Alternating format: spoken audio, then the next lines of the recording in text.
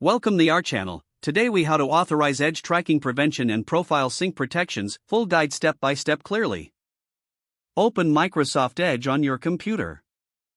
Click on the three dots in the top right corner to open the menu. Select Settings from the drop-down menu.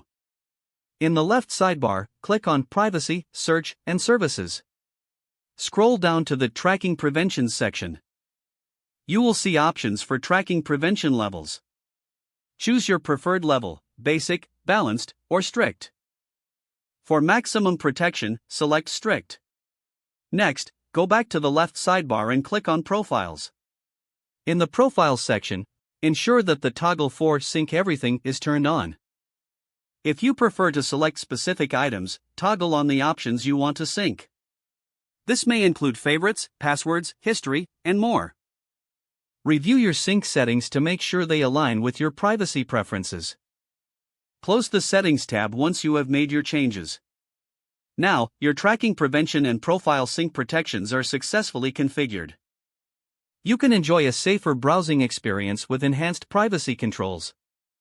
If the page does not load, refresh the browser or try again in a private or incognito window. Make sure you are using the correct email address, then retype it carefully to avoid small typos. If your password is not accepted, use the reset option and create a new strong password you can remember.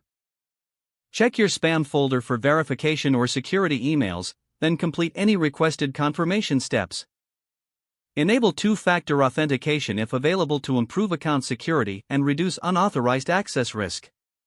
After signing in, review your profile details so your contact information and settings are accurate and current. If you see an error message, note it down and try again after restarting your device and internet connection. Log out when you finish, especially on shared devices, to keep your account and payment information secure. If the page does not load, refresh the browser or try again in a private or incognito window. Make sure you are using the correct email address, then retype it carefully to avoid small typos.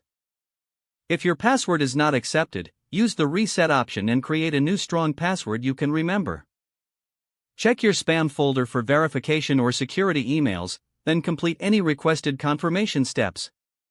Enable two-factor authentication if available to improve account security and reduce unauthorized access risk. After signing in, review your profile details so your contact information and settings are accurate and current.